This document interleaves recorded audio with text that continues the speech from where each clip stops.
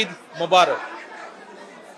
বহু বছর পরে আল্লাহ রাব্বুল আলামিনের ইচ্ছায়, বাংলাদেশের মানুষের দোয়ায় আমি এবং আমার পরিবার দেশের মাটিতে দেশের মানুষের সাথে ঈদ পালন করতে সক্ষম হয়েছি।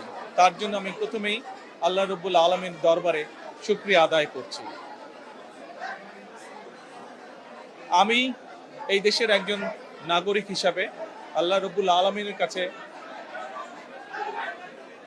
দোয়া করি যেন আল্লাহ আমাদেরকে সেই রহমত দেন, আজ এই ঈদে বাংলাদেশের মানুষ যতটা নির্বিঘ্নে বা যতটা শান্তিতে ঈদ উদযাপন করতে সক্ষম হয়েছে, ইনশাল্লাহ ভবিষ্যতের ঈদগুলোতে যেন আরও বেশি শান্তিপূর্ণভাবে আমরা ঈদ উদযাপন করতে সক্ষম হই, দেশের সকল শ্রেণী পেশার মানুষকে সাথে নিয়ে।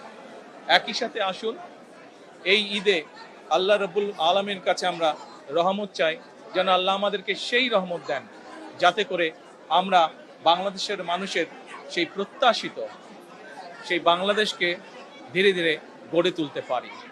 আজকের এই ঈদের দিনে দেশবাসীর কাছে আমি দোয়া চাই, একই সাথে দেশবাসীর কাছে আমি অনুরোধ জানাবো যে আপনাদের সহযোগিতা যদি থাকে, ইনশাল্লাহ আপনাদের এই নির্বাচিত সরকার দেশকে আপনাদের চাওয়া অনুযায়ী দেশ গঠনের কাজে সর্বোচ্চ শক্তি দিয়ে চেষ্টা চালিয়ে যাবে।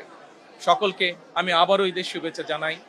সকলে, দেশের সকল মানুষ, দল মত নির্বিশেষে সকল মানুষ ইনশাল্লাহ ভালো থাকবেন, সুস্থ থাকবেন। আজকের এই দিনে আমরা আবারও গভীর শ্রদ্ধার সঙ্গে স্মরণ করছি 1971 সালে যারা জীবন বাজি রেখে এই দেশকে স্বাধীন করেছিলেন, সেই শহীদ, সেই হতাহত মুক্তিযোদ্ধাদেরকে।